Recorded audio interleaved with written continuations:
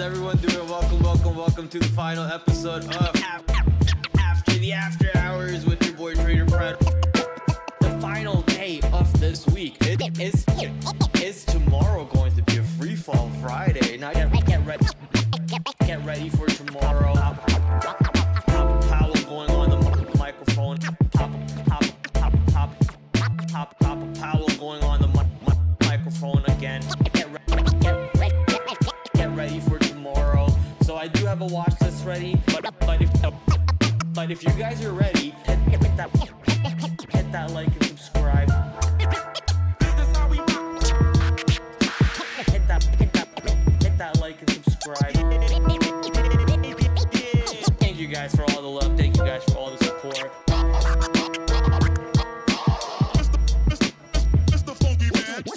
This is your boy TraderPrad.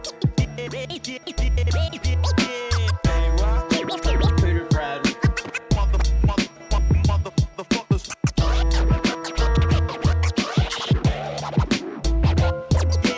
But if you guys are ready for this show to get started, why don't we dive into the full screen and hit that like and subscribe.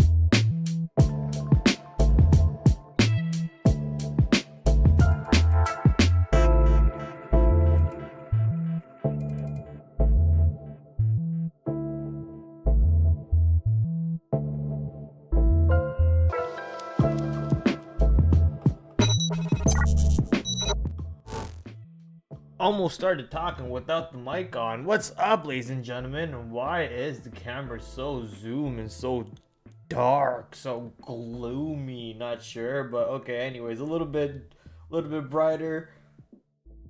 What's wrong with the camera today? Anyways, who cares? How's everyone doing? Welcome back. I know I was supposed to stream yesterday, but you want me to be honest with you, or you want me to lie to you?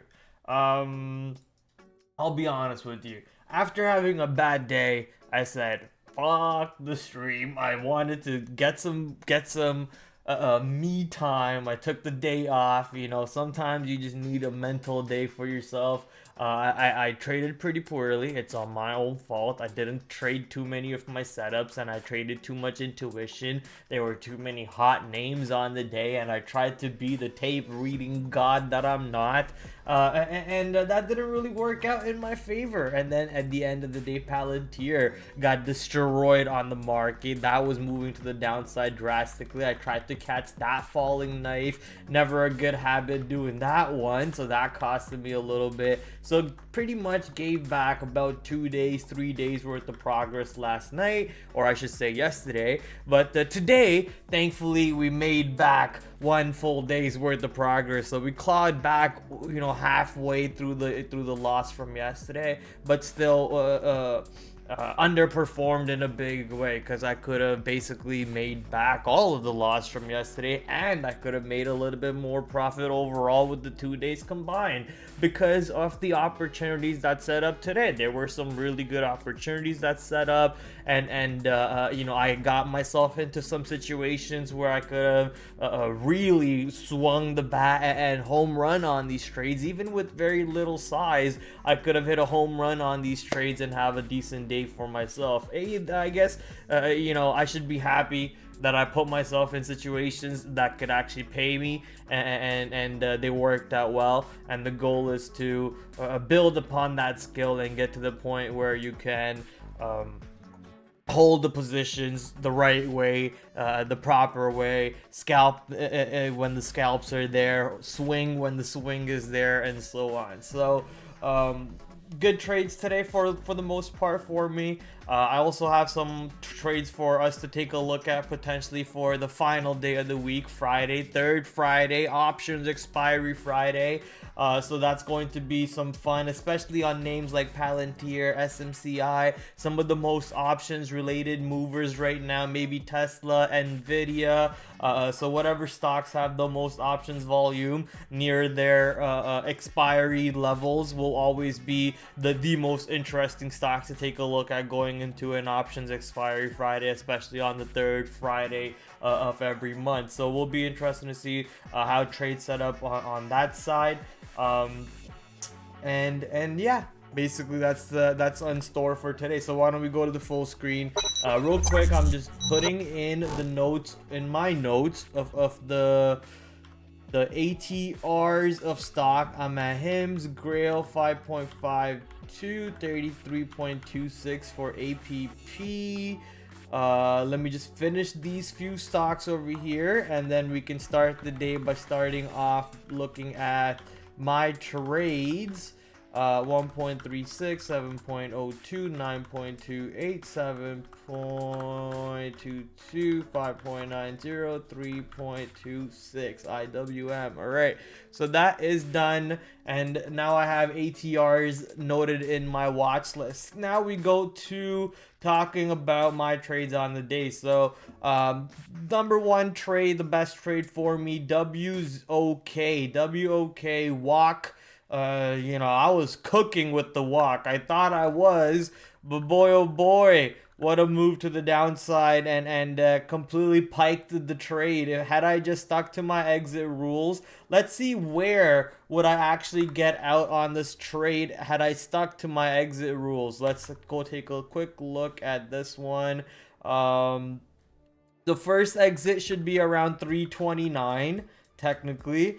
And then from 329-ish or so, if I just trailed 5-minute candles, kind of take a little bit of a profit in this area, you take some profits in this area, some profits in this area, and then some profits in this area, obviously, because the stock clearly bottoms out and starts taking up previous candles high. So depending on the size you have, these are where the exits really come into play. But I blew my load way too quick and started taking profits way too early on this name. What a mover! Don't ask me why the stock flushed so hard. It was up 100% at one point in the day, and then it ended being down 0.5%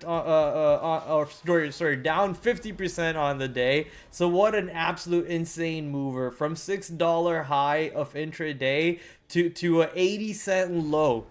I'm just at loss for words. I don't think I've ever seen anything like this, and granted, I'm not a big small cap trader, but I've never seen anything like this in the small cap market where a stock completely reverses like that. But there were some added hidden secrets for this trade that could have potentially helped it. It's in my notes. I'm gonna leave it in my notes over there.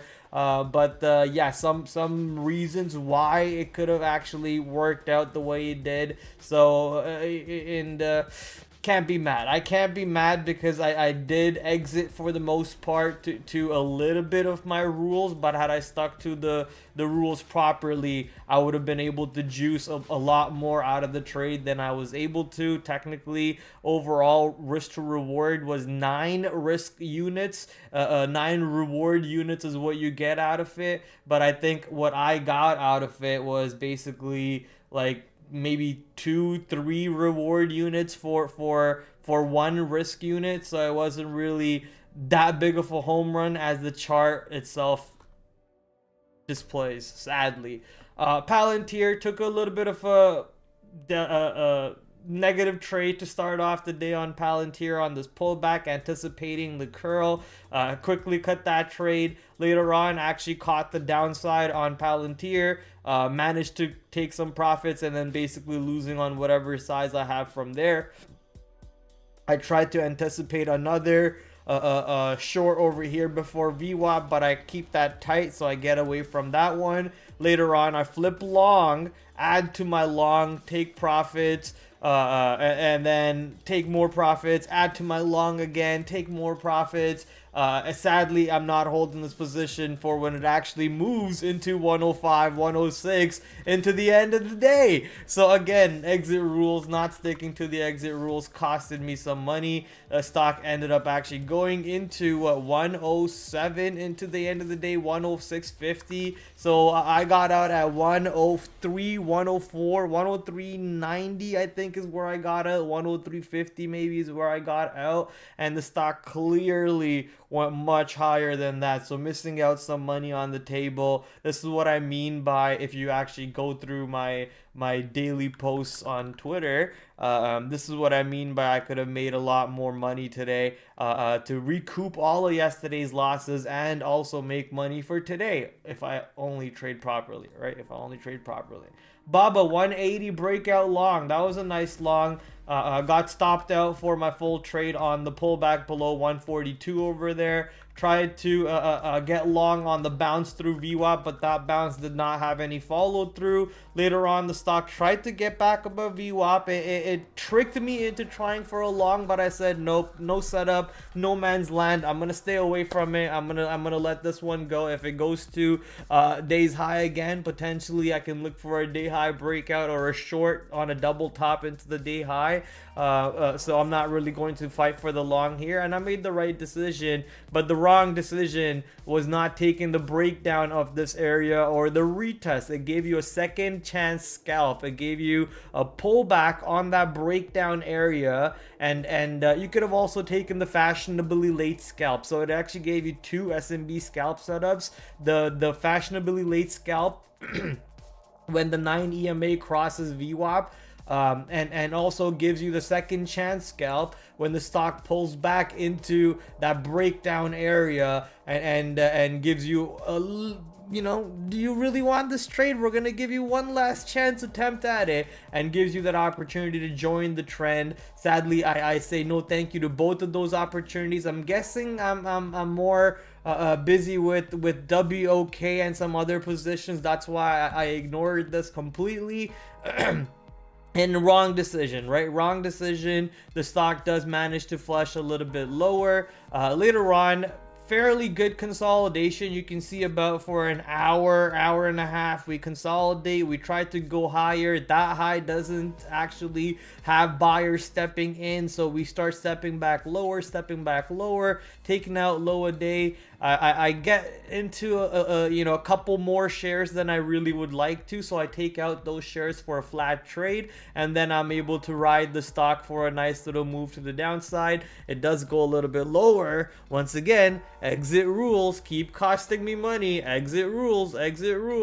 Later on gives you a flip long over here that I don't really take, but I think I made the right decision by not taking that flip long. I do try a short. You can see how I try a short, but that short doesn't have much follow through. It looks like the stock was topping out right into the 136 area, and then as soon as it started breaking down below this consolidation, I got short, but it immediately popped right back up and took out the 136 high. So I said, you know what? That's enough with me for Baba. I'm done. I'm taking my profits. I made money off the open. I made money later in the day. I gave back some money here. I gave back some money there. I'm done. I traded 4 times, lost twice, made money twice. I'm okay with that. SMCI was trading in no man's land for the most part, so I decided I don't really want to do this, and I got out of the full trade for a flat trade. Later, stock actually pops up to the north side and about to trigger my original stops for my trade, which was around 58. I said no thank you, clearly because I got out over here. So I was pretty happy seeing the stock going to my stop and me not having to worry about my stops triggering. But I was ready to actually take the breakout long 58. S&B Capital calls this the what do they call it? The not the backside, the offside scalp. Basically, the idea is you can see how off the open the stock has sellers pile in around $60. I think similar to yesterday, $60. Sells right back to the downside, pops into VWAP, gets rejected, pops right back into VWAP. So you clearly have sellers here. Averaging over here, probably from here. So anyone who sold here took profits, added back took profits, potentially adding back. So now every seller, either this seller or this seller or these sellers who got stopped out and are now getting back in this area, all of the sellers stops are most likely at 58. And when that 58 stop didn't trigger, these sellers probably loaded up more shorts. They're like, oh, okay, we're not gonna actually flip 58 over here. We're gonna get to go to the downside. Let's add more size to this trade, especially after this pop and fail. So probably trapped more shorts. You can see how it trapped me on that pop.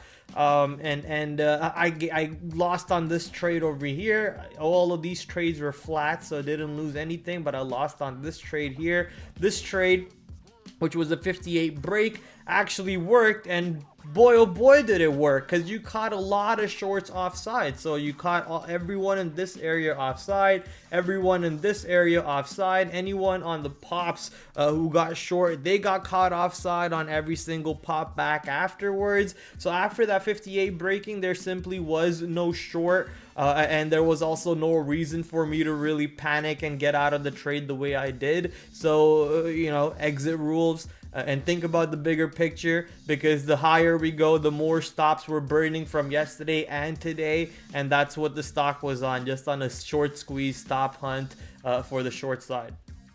Anyways, good trade for the long, made up for the shorts, and paid for the one little loss that I took for it.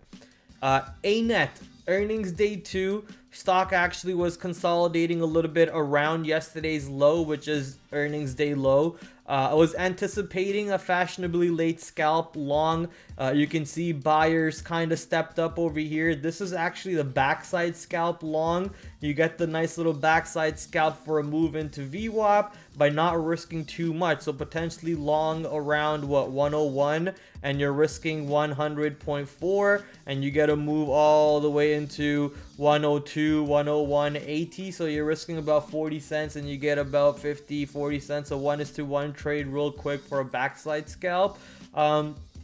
But I passed on that. Well, I shouldn't say I passed on that. I didn't really see it. My alerts popped in that, hey, this stock could potentially set up for a fashionably late scalp. So I pulled up the name. I looked at the patterns. I looked at where the stock is on the day. I looked at yesterday's levels, and I really anticipated potentially it could break here and start making a run, especially if we keep holding this area. So I slipped in a bid into the middle of the range, low of the ranges. That range actually cracked. I could have flipped short for a quick scalp, but I said no thank you. Later on in the day, you can see how that trade actually worked out. So this breakout and this run up is exactly what I was anticipating, somewhere around here. A little bit more sideways action, and then a breakout and a run up to the upside. Sadly, it did that afterwards without me. JD, I was expecting JD to have its day finally, where it breaks out and gets through that daily level that I've been talking about for some time now, which is 4250 area. Actually does do it, technically does get above 4250, tries to stay above 4250, but I guess the weakness behind BABA didn't really allow the stock to stay above 4250.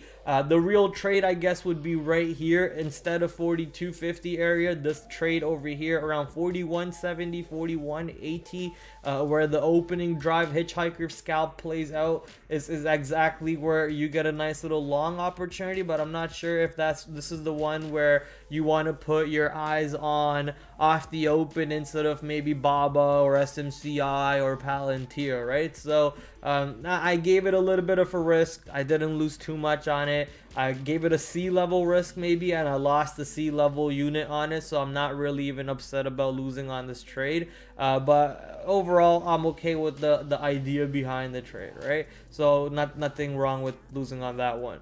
Walmart, the main idea was to get short on a pop into 100. 100 did give you a pop, but I missed the entry because I was, obviously more busy with JD, SMCI, and what other stock with WOK. So honestly, I'm not upset with missing Walmart because of WOK, but Walmart did give you a great trade.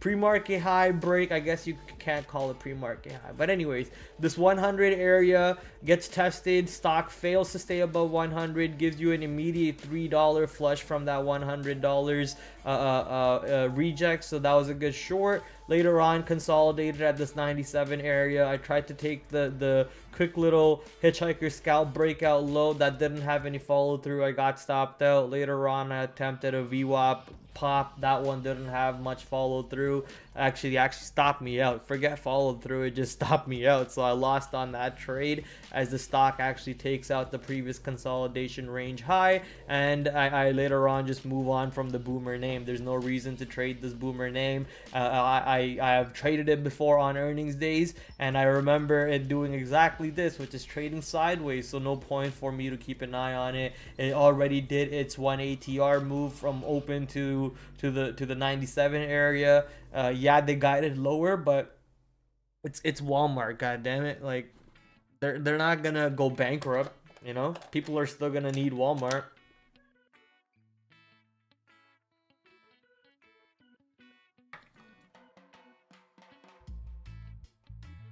Ooh-wee. A good, that actually might be my first glass of water all day. I know it's not a glass of water. That's a nice jug of water. Right, we got a nice big sports jug of water now. But that was my first sip of water. Let me drink some more, chat.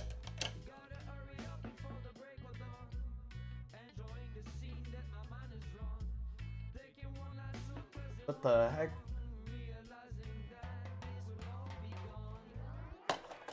Did you guys hear that? I don't know if you heard that. Someone's horn was going off. Alright. So that's basically my trades on the day. Hopefully you had a nice green day. Expecting to have some fireworks tomorrow, Friday, options expiry Friday. Some fun on the market.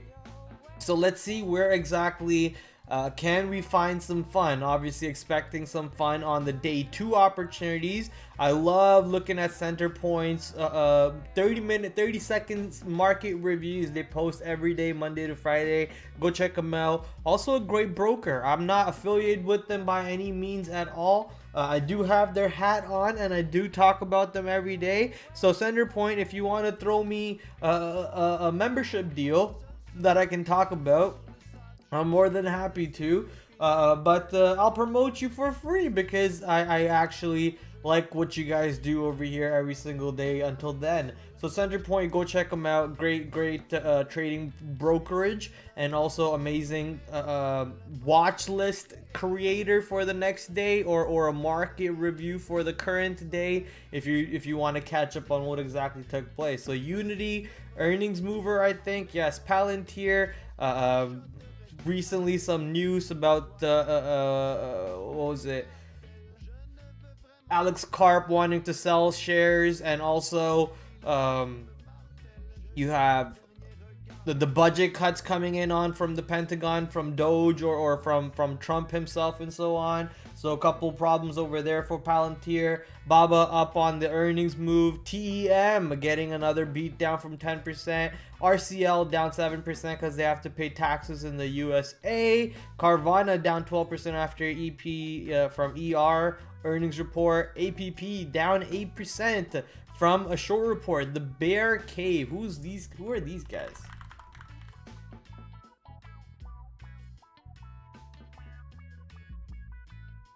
I'm scared to click that. Alright, exposing bad companies. Are these guys like fairly new?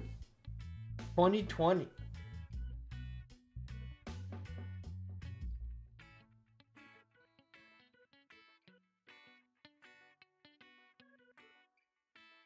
Is this app loving?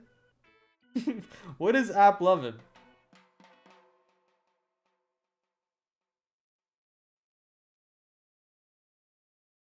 I always wondered what this company does.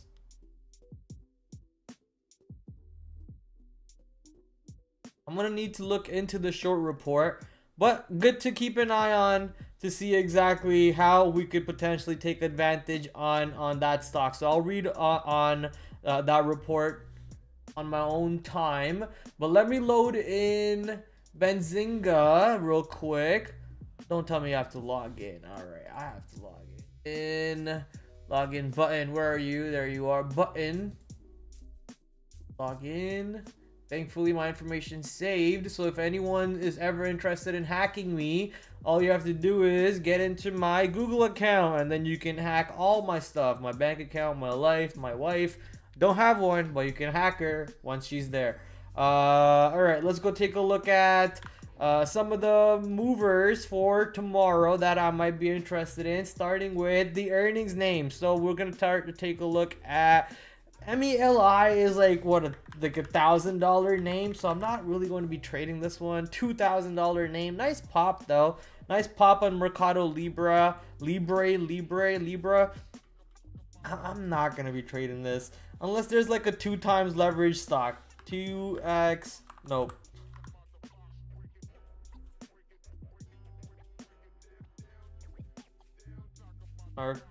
Mercado.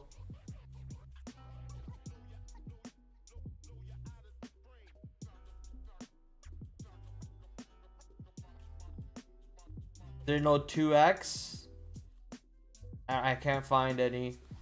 I can't find any 2 times leverage ETFs.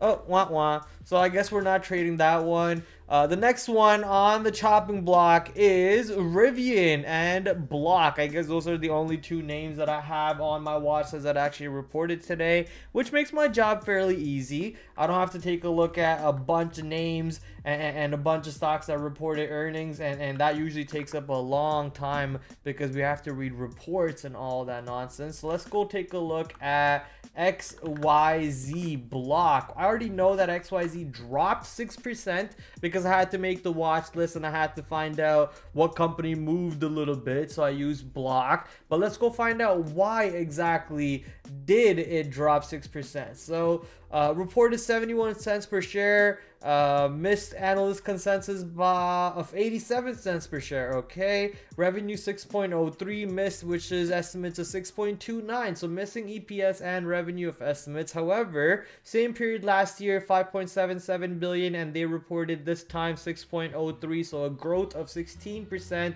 Sorry, no, growth overall, but for Cash App specifically, they saw a 16% year over year growth in Cash App Card, Buy Now Pay Later, and Cash App Borrow demonstrated strong performances. Square saw profit growth of 12% year over year, driven by strength in software and integrated payments and banking products. How about Tidal? How about other stuff? You don't want to tell me about those ones? All right. We expected to exit 2025 at a Rule of 40 run rate ahead of schedule, and we continue to expect to deliver a Rule of 40 in 2026 as this work compounds. We are excited to share more about our progress with the investment community, and look forward to hold an investor day later this year. According to the report, stock fell by 7.5%, sadly, at the time of the report, and I'm not seeing anything about the guidance. Hopefully if I click some more links over here, I'll see something about the guidance. Nothing still. The growth, let's see the growth. That's the EPS. So this is a 57.78% increase of earnings from same period last year. Company reported okay, this is a 4.5% increase from sales of same period last year. So only 4.5% increase of sales, which is like revenue from same period last year. And EPS, however, is a 50% beat, 60, almost 60% beat on EPS. I'm still not seeing anything on the guidance, and I guess they did not guide. This is before the report, so that is just a speculative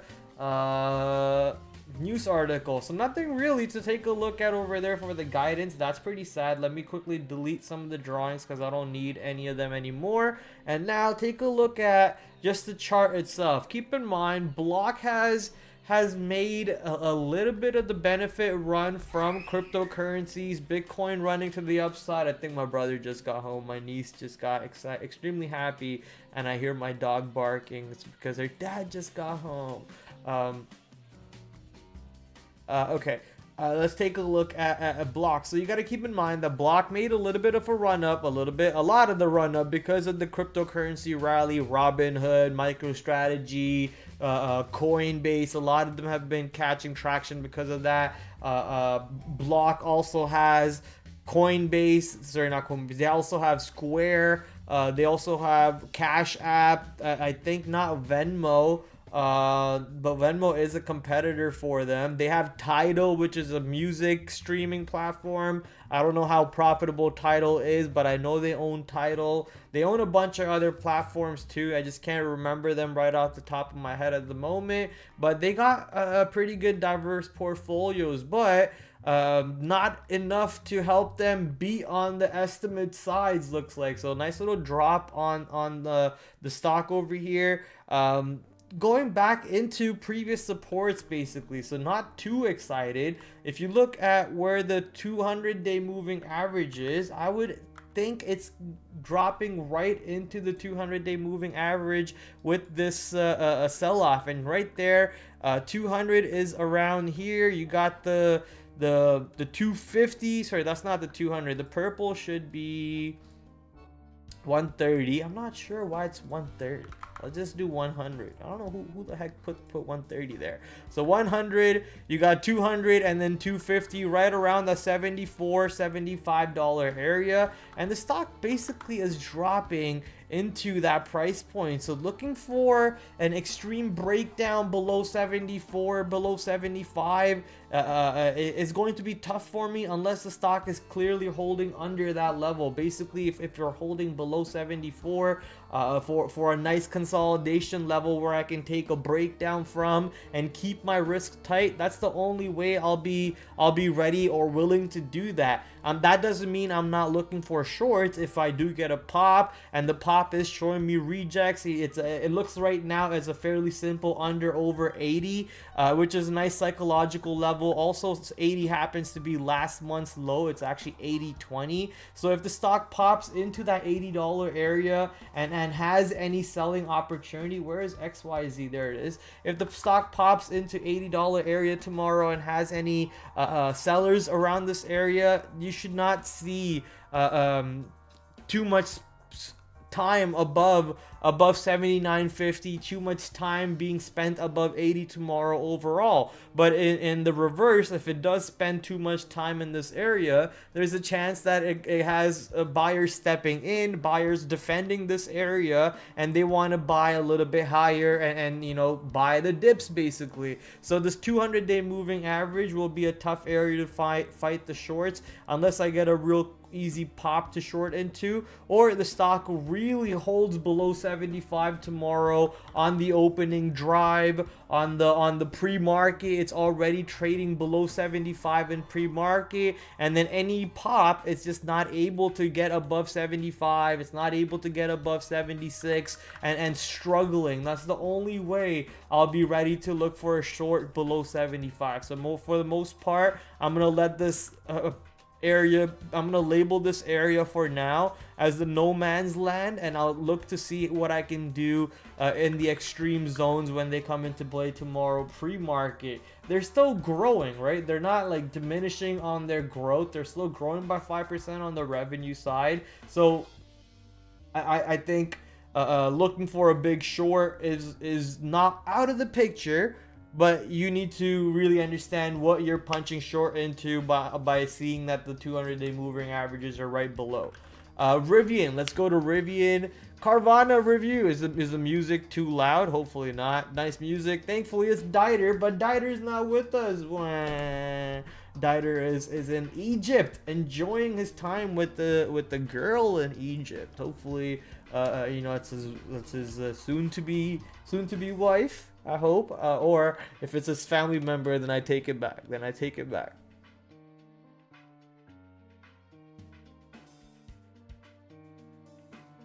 I'm in love with the water right now, chat. I'm not sure why.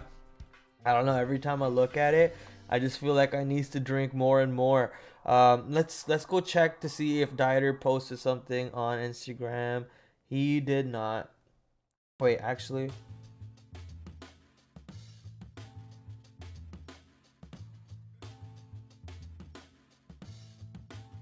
Nope, he did not. All right. Back to charge. 28%, that's it. What the hell? All right, Rivian. I know you want me to take a look at Kava, CELH, Shake Shack, and App. App is already on my watch list. I'll take a look at CELH, Kava, and all the other stuff a little bit in a bit for you. Let's start off with Rivian. A nothing burger move. Maybe I don't even want to take a look at the report. Nothing burger move so far. Rivian stuck in a range. I mean, if you didn't break out of these ranges and you're just stuck in this area that you just created today, the same range that you created today, you're stuck in that. I'm almost like turned off on Rivian at that point. Let's quickly skim through that earnings report. But yeah, a little turned off on this one. There's never skimming through an EV report, is there? Because there's so much to read on these stupid companies. 1.73 billion revenue. How? Like, who's buying Rivians? I barely see them. At least in Canada, I barely see them. I see more Cybertrucks than I see Rivians. 1.73 billion versus estimates of 1.4. Revenue on the quarter boosted by software and services revenue growth. Okay. Higher average selling price for the company's R1. Company reported adjusted loss of 46 cents per share, beating street estimates of loss of 65 cents per share. Revenue achieved a profit of 470 million. Company blah blah blah blah blah blah blah blah blah blah blah blah blah blah blah blah blah blah. Where's the guidance?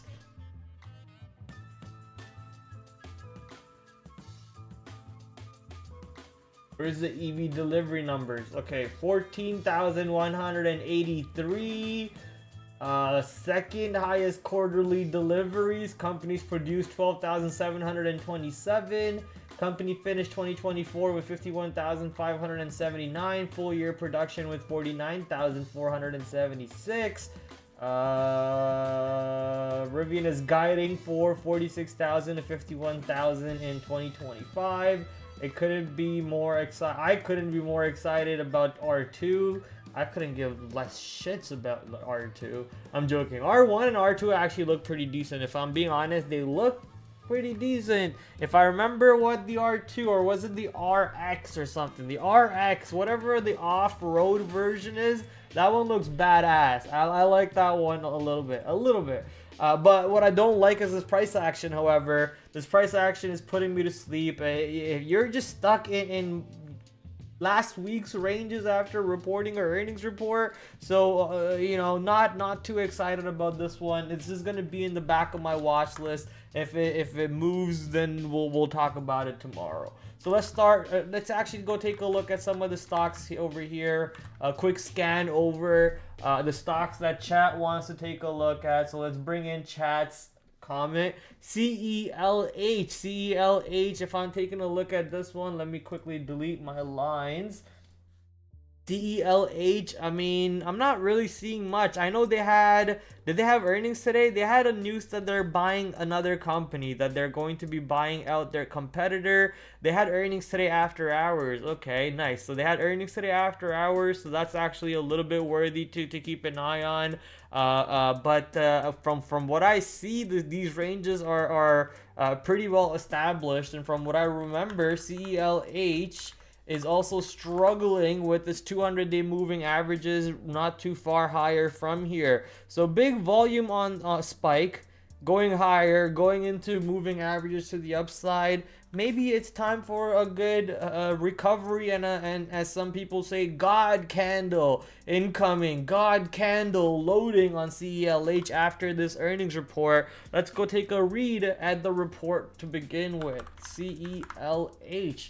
What is this one? 332 million beating 327.97, 14 cents per share beating 11 cents per share. Revenue down 4% year over year. North American revenue down 6%. International revenue up 39%. Celsius retail sales increased 2%. Market share came in at 10.9, down 0.5% prior year. Celsius ended the quarter with 890 million in cash and cash equivalents.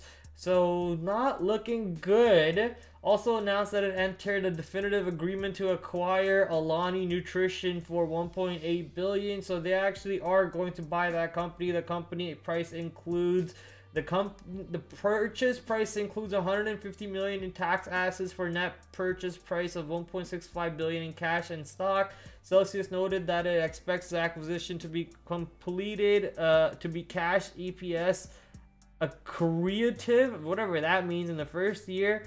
We have a deep respect for strong community of supports and fans Alani Nu has developed and the authentic brand and partnership they have formed. Together, we expect to broaden the availability of Alani Nu's functional products to help more people achieve their wellness goals. Blah blah blah blah blah blah blah blah blah. Okay, so the report is not great. The report's not good at all. Okay, report's not good. You make 14 cents per share. You make $300 million a quarter, and you're spending $1.65 billion on buying a competitor. For the most part, trying to snuff out the competitor, trying to kill the competitor by buying them out. Buying out said competitor I've never heard of. Buying out said competitor potentially gives you some reason to eat their market share and start selling more of your products through those pipelines to those people also. But I'm not sure how good of a news this really is. Now, keep in mind, 14 cents per share, yes, profit. I'm expecting their PE is not that bad. 35 PE for a stock that dropped that drastically and is pretty sad. That means, they were trading at a really high valuation before, and even after that big paper cut on evaluation, they're still at 35 PE. So any pops at the moment are all going to be question marks. They don't make money. I shouldn't say that. They do make money, but oh wait, they lost. They lost money. Is Benzinga lying to me?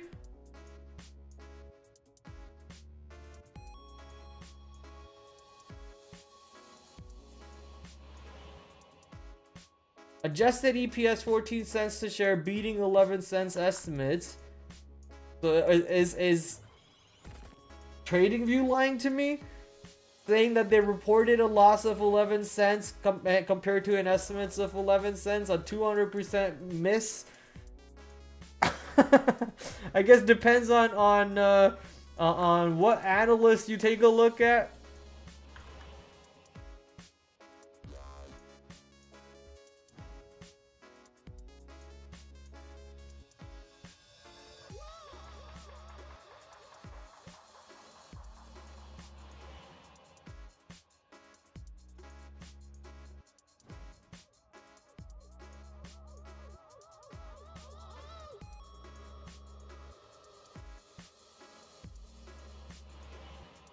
You guys heard of this product before? Alani tastes better than CELH. They only have 800 million in cash. This is not good. Yeah, so they have 800 million in cash, if that number is true. Obviously, don't believe everything you see on the internet.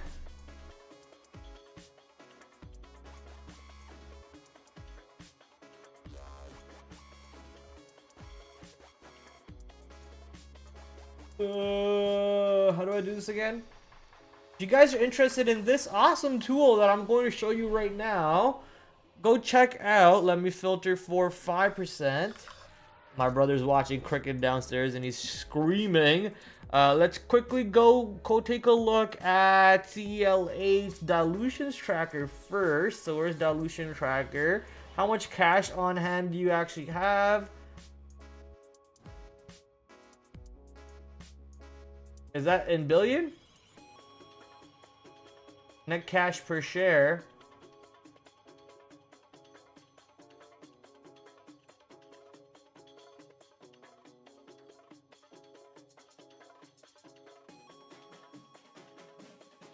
Never seen that product, but the girls are pretty. Don't kill me. Don't kill me. Let's try this. How much cash does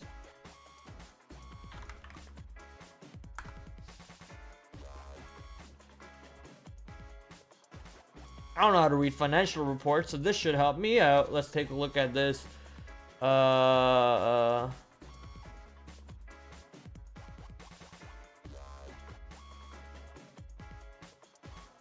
you go. So you have 800 million on hand. You are losing money. Oops, sorry, you shouldn't be seeing that one. You have 800 million on hand, you're losing money, and you're spending that money to buy out a competitor so your competitor doesn't fucking burn you to the ground. That's what you're doing? So not exactly a good thing over here for the long, is it? So if you look deeper into the picture, deeper into the story, none of this screams long to me on the stock at all. In fact, I'm more so looking to see if this is short the pop. Give me a reason to short the stock, and if the pops are the reason to short this name, then I'll gladly be ready for it.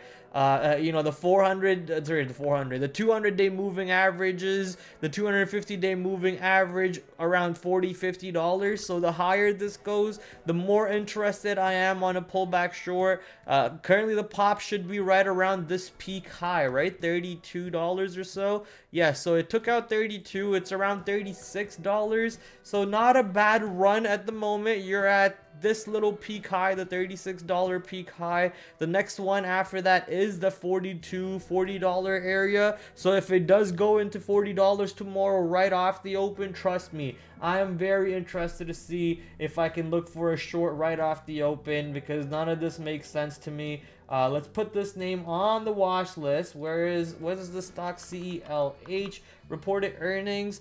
Currently watching 36 as the resistance, because that already got established for us and on the multi-day pop over here. Multi-day pop into that $36 area, and then after 36 you have 42.50.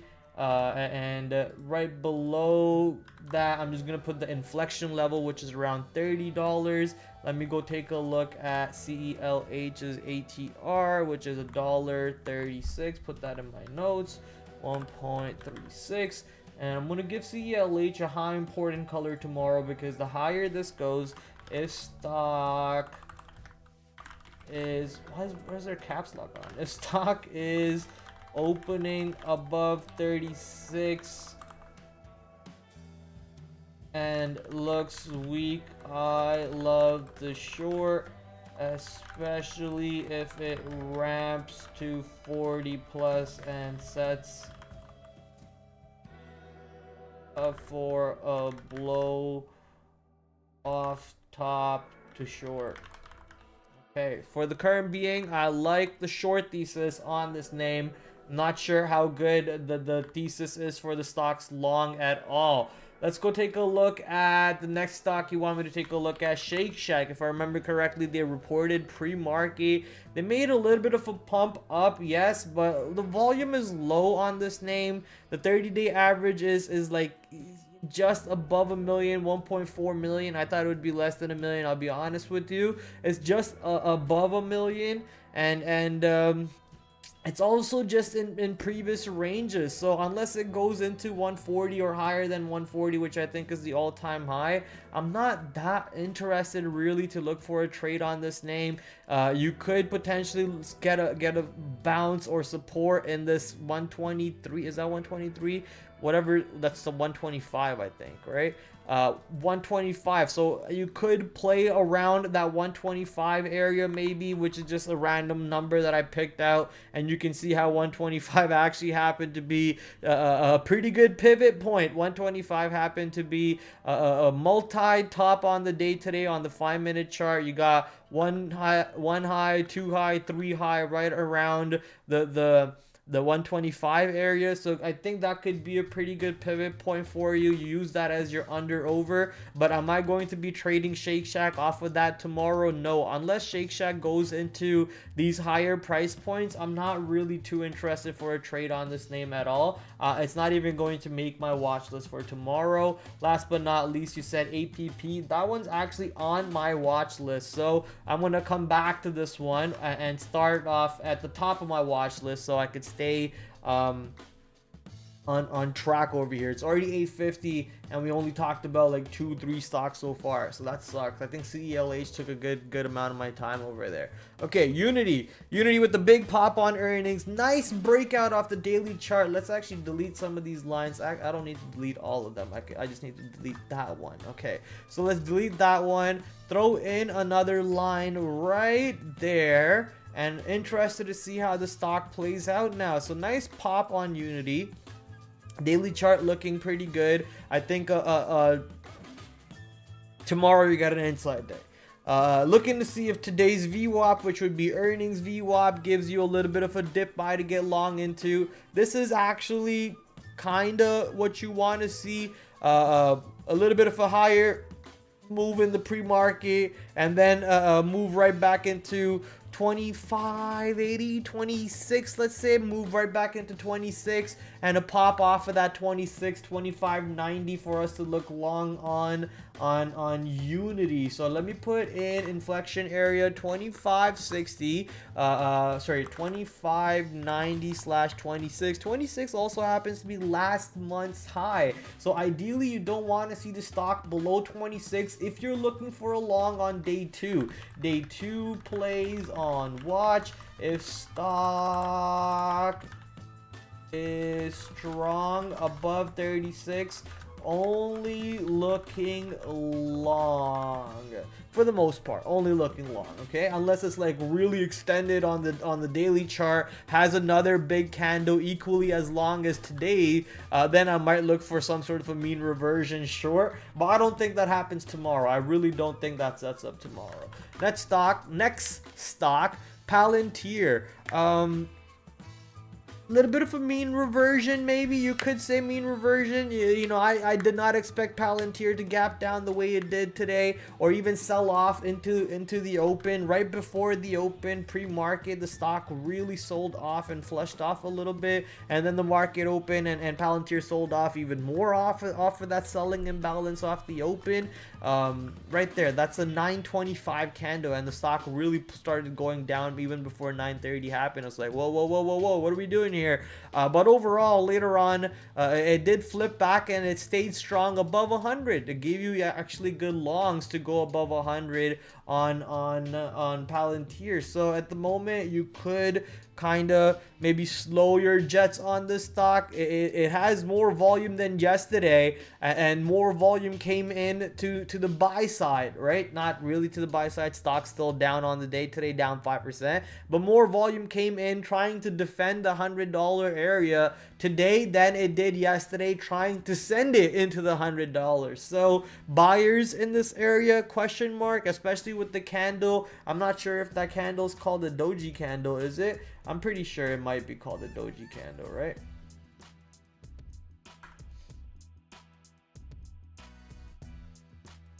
It's not. All right, I'm wrong. This is why I don't trade off of candlestick patterns. All right, mate.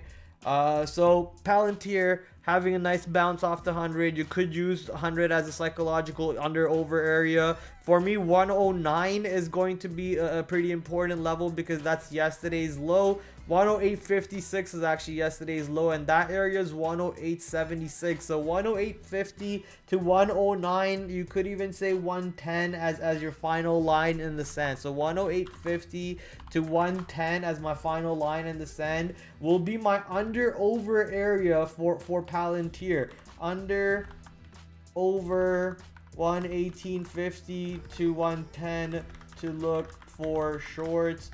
If stock strong above 110, no shorts. Just simply no shorts.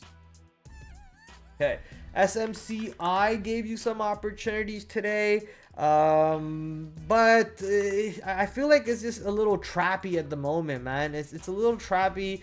You had a pretty much an inside day today. It tried to break today's lows. It failed. Had a big stop run, short stops run to the upside, reclaiming $60 area. I think going into February 25th, the stock might just cool off a little bit. Bring down in volatility and in volume going into February 25th. It's going to be on my watch list. Don't get me wrong. I just don't have levels and clear-cut level strategies and ideas to capitalize on. So SMC, I might just be one of the names in the background that I might just shuffle, look for a 5-minute pattern and see if there's a clear-cut 5-minute pattern, some SMB style patterns to play off of. No real big picture over there to even think about until February 25th, really. So maybe not even a name that you want to put real risk on, right? Maybe Unity, CELH, XYZ, that's where you put real risk on the table if it's doing what you want to see it do. But SMC, I might not be the one tomorrow. It might have been yesterday, it might have been today, but it might not be the one tomorrow to put risk on. Baba on an insane rally, breakout, I guess not breakout, gap up in pre-market off the earnings report itself. So monster move. Let me say goodnight to my niece real quick. Hi, come here.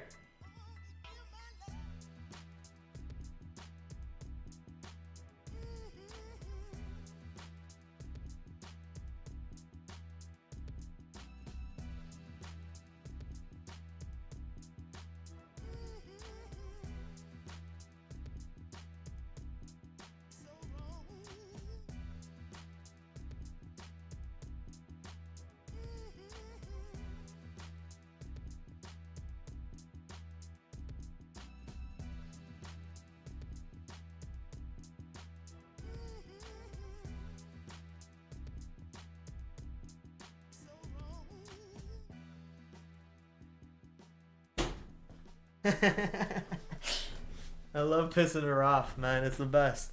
The best thing to do is piss off your niece. If you have a niece or anyone, just piss off your niece and watch how they react. Kids these days, man, they're precious. They're precious.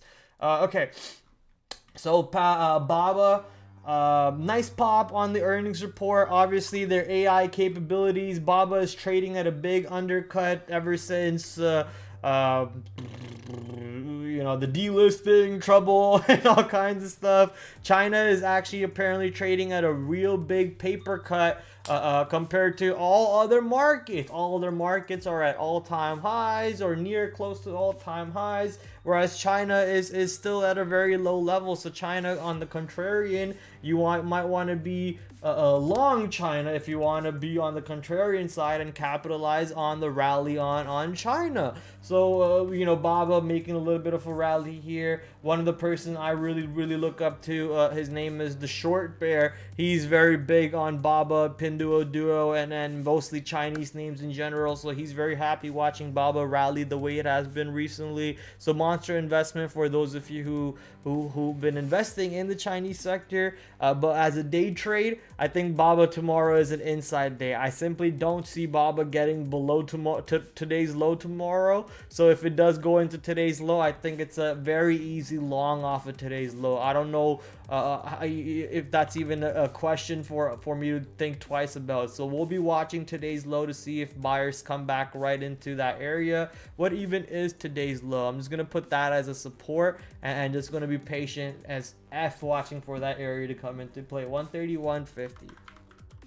131.50. Inflection area, you could say earnings VWAP, today's VWAP, where the stock is basically trading sideways from. So not, oh, didn't mean to do that. I guess I could get rid of that. I don't need that anymore. Which is what today's VWAP, session VWAP 138, earnings VWAP 138. So you could use 138 as your gauge to take profit around if the stock dips into the today's low, bounces off of today's low and goes right back into today's VWAP. I will not be surprised by that move at all. TEM. Let's take a look at TEM. Is this a trade tomorrow to keep an eye on? If there is an unwind, is Pelosi actually taking profits? Volume is dying down, so it's going to be a lot more spreadier, less liquid. So keep that in mind, and you might have to pay for shorts on this name. I had to pay for shorts on this name, so keep that on mind. Another name that does even more lower volume than TEM, but actually has a really good setup in terms of breakdown and failure to follow through. So if this one breaks down below that 45 area that I just marked up, I might be very interested to look for a short. If stock gets below 45, I love the short. Sadly, very low liquidity, so be careful if looking short, especially off the open. Boom boom pow, boom boom pow, boom boom pow, below, BELOW. I can't spell, man, Jesus. All right, so today's volume, 1.59 million shares traded. Okay, so very illiquid name for a $45 name. This could easily be like a 50-cent spread. It was already a 50-cent spread when I was shorting it on this day, so it could be a dollar spread on this day tomorrow if there is no volume off the open. So keep that in the back of your head. But this 45 breakdown could really take the stock on a multi-day, multi-week, multi-month short setup back to the downside, as these stocks kind of rallied all crazy, like after comments from Larry Ellison from Oracle, after Pelosi investing in TEM and so on. So keeping an eye on both of these stocks, TEM for pops, and seeing if TEM stays below 80. Today's high is actually 80 to the dot. So watching 80 to see if that continues to be a resistance on TEM. Watching 45 for GRAL, under over 45. If the stock is under 45 on GRAL, then maybe just short every single pop. There's no reason to take the breakdown of 45 if the stock is illiquid. But if the stock is clearly under 45 tomorrow, then maybe what you want to do is short every single damn pop on the day tomorrow. Any pop you get on the stock, you short it, and your stop is 45. That's it. That's your stop. If the stock gets back above 45, then you take your loss and you move on. If it doesn't, you take your win. Obviously, if the stock is like, you know, at the $30 and then you're shorting 31 and risking 45, it doesn't make sense. You got to be careful what type of pops you're shorting. Make sure you have a system and plan on how to short the pops and how to take advantage of that trade. Carvana, let's talk about Carvana. Nice earnings move to the downside on Carvana. This is exactly what I want to see, because this stock is crazy, man. The valuation, the PE, everything about the stock is just insane. So earnings move, taking the stock back to the downside, breaking a nice channel that it was stuck in. Expecting a little bit of an inside day tomorrow. Obviously, look at buyer stepped right in at previous earnings VWAP. So that dotted white line that ends over there, where the stock basically bounced off of, is the previous earnings anchored VWAP. That's basically saying that anyone who bought from this area all the way into this candle right here, the green candle, or even a little bit more up to this red candle, is their average price is right around today's low on the stock. So if the stock basically gets below today's low, gets below 220, that might open up some real downside on this name, but I'm not sure if we see that tomorrow. Today's low is actually 234, so expecting 220 is even more out of the picture maybe, but at the moment what we can look for is a nice even 250. If I'm just maybe not resistance, maybe inflection area, nice even 250. If the stock gets into the 250 area and shows me resistance on pops into 250, unable to get above 250, I might be interested to look for a short on this name. Let me go to the hourly chart here and see how the 250 area looks. Look at that. I don't even have to look at the stock. After hour lows right around 250, hourly tops after the open right into 250. So I didn't even have to look at the chart. I just know how human psychology works. That's why I'm the best trader out there in the world. Don't worry, you're welcome. You're witnessing one of the greatest trader become the best he can ever be. Okay, you're welcome. All for free. You don't have to pay a single dollar. Overall, yeah, that 250 area will be the key psychological level to keep an eye out for. We do have some actual levels, more technical levels. These are your last month's high and your last week's low. Last week's low at 258, call it 260. Last month's high at 256, 255.99, call it 266. So if the stock does manage to get above 250 and finds resistance here instead, I won't be shocked at that. I won't be shocked at that. Yes, I'm wrong by saying that there is no more shorts above 250, but I will be watching this area to see how it plays out. So somewhere in this zone, I won't be surprised if you see a rejection happening. So tape studying in this whole area will be necessary for Carvana, but it is a pretty high priority for me. It's going to be under over 250 for now, but the resistance I'm gonna put in 256, and then above 256 I'm gonna put 260 to look for resistance. As for support, 234 is what I'm going to put in for support, and under 234, I mean, I don't think we see 220 tomorrow. Yeah, I'm not even going to bother putting 220. I'm just going to put in 230 under 234, because it could go to 230, trigger some stops around 230, and then pop right back up, which I've seen happen quite a bit. So I'm not gonna be surprised if that happens. TEM, didn't I already? Yeah, TEM was already on my. Did I put TM on my watch list twice? On my watch list. All right. HIMS. Had a sell-off day, but it looks like the stock just is not done yet. It's just simply not done yet. So this is not a name that you want to be looking short, in my opinion. This is not a name that you want to be looking short until it actually gets below what, 56.30, 56 in general. I don't think you want to be looking short this name. So Monster, keep an eye for it. I'm not looking as heavy short on HIMS as much as I am on GRAL or TEM, but it's always on the watch without a doubt.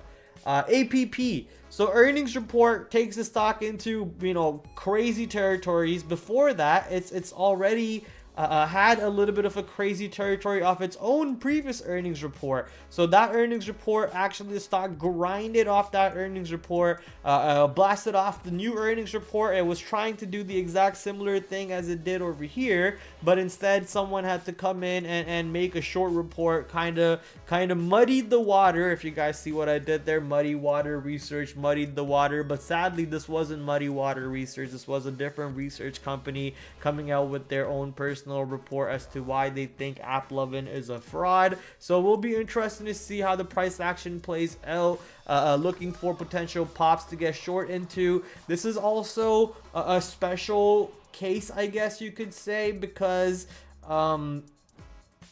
it's a rare case in the meaning that a stock has gained so much love and traction and blasted off from where it was recently. For example, August 2024, $70, and now at $500. So people just need a reason to take profits on this name. They just need a reason to get out. And if things like short reports come out, that could be a reason where people go, okay, you know what, thank you for the ride, I'm gonna take my money and I'm gonna leave. Thank you for the ride. I went from $60 to $500. What more do I want from this one, right? I'll take that profits and thank you. So you could really see some selling pressure come into this name if that's the case. So we'll be very interested to see how important this report is. I need to read more into the report, so I can't give you my insight. I don't have any insight to begin with, but my opinion on the report, I'll need to read into it, and it's already past 9 o'clock, so I'm not going to do it live on stream now. But just off of pure price action, If it pops into today's VWAP, which we're kind of playing with already, I believe. Where's today's VWAP? Yes, the stock is already trading around today's VWAP, around 450. You could use that as a nice even psychological level. 450. Above 450, you have the $500 area as resistance. So over 450 potentially on APP. If it stays above 450, maybe no shorts until it goes into 480, 500. And then you can potentially look for a short. But if it's staying weak below 450, then you don't look long. You look for shorts on pops, because clearly the catalyst has enough selling pressure behind it, and people want to take profits, right? People want to take profits, and they want to ride it to the downside. Who knows, maybe this company is really you know, burning out of their own money. They're probably in deep waters, because the stock just doesn't stop going higher. They're probably in deep waters with their short position, especially if they shorted in this area. So that's why they put this report out, so the stock goes down a little bit, and then they use this liquidity to close their position for a little bit of a less loss. And that means if a short's closing their position, the stock goes higher, right? That could also be a reason why some of these companies post these reports. So you want to be careful. At the end of the day, price action is the only thing that matters. So if the price action tomorrow says we're above 450, you might want to be careful on the short side. Ignoring Rivian on my watch list, I think we're gonna now go to the speed round of the watch list. Not too many stocks over here with an actual setup, or maybe I shouldn't say actual setup, but no real levels to play off of for the most part. However, that's not the same case for Tesla here. Interested in that little range that Tesla is forming. 347.50, potential break below 347.50. Could be something to keep an eye on Tesla. Could move it back into the 320, 300 area. Currently holding right around the previous earnings anchored VWAP, and also rejecting the current earnings anchored VWAP. So current earnings anchored VWAP right around 367, and we're ranging between 367 and 347. So potential breakdown below 347 on watch on Tesla for the short side, especially after how choppy / weak the market looks into the all-time high. Any pop into the all-time high, the market just kind of struggling at the moment. So if the market does have a good sell-off day tomorrow to the downside, if Tesla wants to get below 350 and really close below 350 on options Friday, then a short below 347.50 might be the trade that gives you a free ride into $300 or so. It does have a $20 ATR, so shorting 347, you probably get 330, 325, right? So good move right back into the previous swing low over there. Nvidia, contraction of range. Is that how you say it? Anyways, the range is thinning down. Volatility is going down. Volume is going down. However, like I said a couple days ago, or even yesterday, this is like a super stock. It does 100 million shares every day. So you can still look for trades. You can still look for setups. You can kind of trade it as market beta. But I'm just not that interested to do that, right? There's days to trade Nvidia, there's days to go trade other names, and thankfully tomorrow we got a good enough of watch list, good enough of names to kind of go diddle with and play with them instead. So Nvidia not really making the big list tomorrow. Intel, it's in the shadow list. Along with TSM and along with AVGO. So whatever's happening with Intel over there, I'm just keeping an eye out for. I'm keeping an ear out for news wires, for news squawks and so on. Whenever that news actually comes out firm, I'll be ready to kind of quickly pull up these names and be ready for it. I have an alert at that little range high on AVGO, and then I'll be ready for TSM and Intel, any opportunities I set up, because I have lines already mapped out on chart for me to take advantage of it. So just kind of pointing those out for you guys. And last but not least, how I wouldn't say you know, the market looks so weak, we're gonna really sell off to the downside. No, I wouldn't say that, but it's not really having that momentum or the follow through above the all-time high. It tried a couple days ago, it tried yesterday, didn't really do successfully either of those days. It tried to go down today, didn't really go down too much on the market. So if the market has a little bit of a red day tomorrow, that could be, like I said, the trigger to go short Tesla. But if the market has a green day, then you might want to, you know, find stocks that are actually ripping, find stocks that are strong, find stocks that are overall on, ooh, Meta closing under 700. Okay, so you might want to find stocks that are potentially weaker. Nice 2-day back-to-back exact same candle, 695, 690. If Meta gets below 690, that could be something to keep an eye on.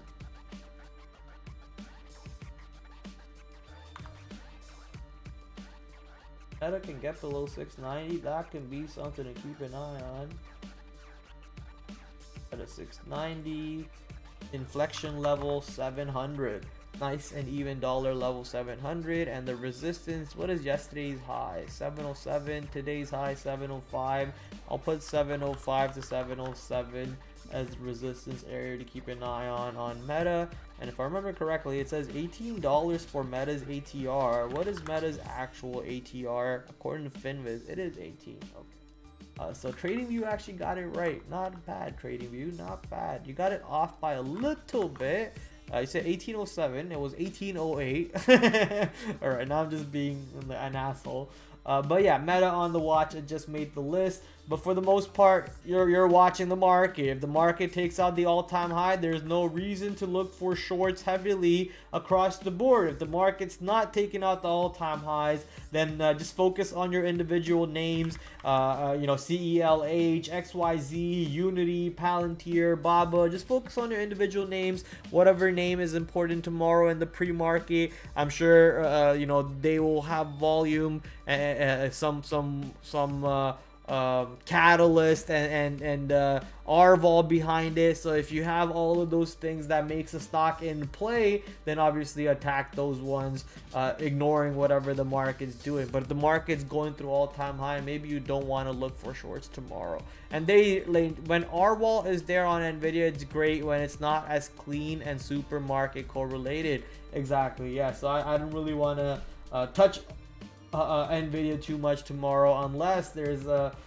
clean breakout of the current contraction of range, and if it actually has some good volume coming back in again. So just make it in play. Make it in play. Did Nvidia report earnings yet?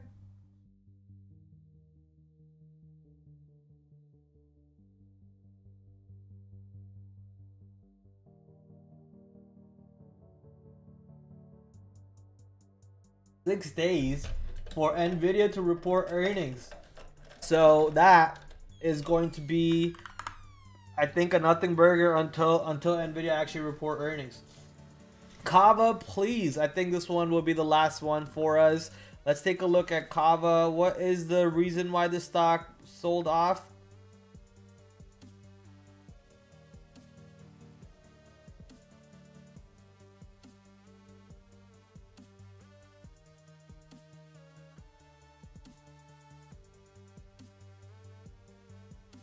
I thought their new beef dish was amazing.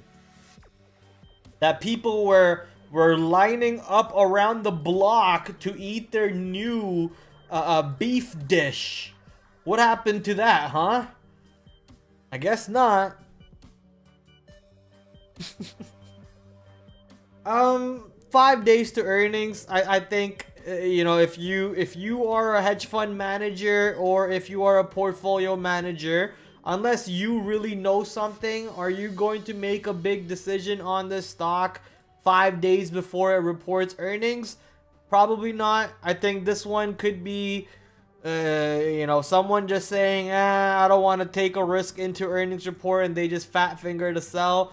I'm not really seeing any real catalyst or report. Exceeds market returns, announces fourth quarter report on February 25th. Okay. Not even the price drop makes the evaluation attractive. So I guess, you know, people are finally coming into a realization that this stock is garbage. It makes no sense to have the evaluation it does, especially that earnings pop. When I saw that earnings pop, I was like, okay, this is stupidity. Like, what is going on with this? And I'm very happy. You can see ever since then, it's actually rejecting from the earnings anchored VWAPs. In 5 days, it'll report. We'll see what happens. If the stock actually gets below this little swing low, potentially opens up even more downside, I'm not really too interested to make a decision, a big trading decision 5 days before the earnings report. As a day trader, I think you'll also see the volume die down going into the earnings report, so even more of a reason to kind of just put this one to the side list. But worth keeping an eye on. The fact that it did that today, before the ER, without any big earnings report or without any big catalyst, is decent enough to keep an eye on it for the next few days going into the report. And that is, ladies and gentlemen, the last thing we wanted to take a look at. Let's quickly show you the econ calendar, S&P numbers, Michigan numbers. Besides that, I don't see anything. So you got the Michigan numbers at 10 o'clock, existing home sales at 10 o'clock, 9:45 Chicago PMI numbers. So pretty much 9:45 and 10 o'clock, a 15-minute window in between both of those time is the only thing that you need to care about. Unless you trade commodities and maybe you care about these time periods. I mostly don't care about commodities. But overall, 9:45 and 10 o'clock are the time where the market could have a little bit of a spike, you know, some algo spike if these numbers come out of line and not in expectation, if they come out of surprise, basically. So that is that for the econ calendar. And for the IPO calendar, I don't really see anything too much tomorrow. So thankfully, that's all we got to talk about. It's time for your boy to go eat some dinner. I know it's late. Time to go eat some dinner. Oh, time to do a lot of homework also. I have to write up some stocks, do my daily report card, do all the fun stuff, and share it with my homies who hold me accountable. My homies who hold me accountable, and I need to hold them accountable. So some homework to do. I will bid you guys adieu. I'll see you guys Monday. Back on regular schedule. Monday should be, February 24th. So yes, I'll see you Monday. Have a great weekend. TraderPrad out, and have a great day on the markets. Peace.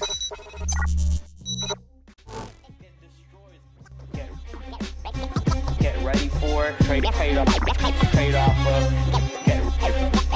Get ready for the watch list for tomorrow, ladies and gentlemen. So I'm gonna bring in my big screen over here. Back to another brand new week of After the After Hours with your host TraderPrad. I'm doing great. Hopefully you guys are joining me on that great side. Markets are moving around.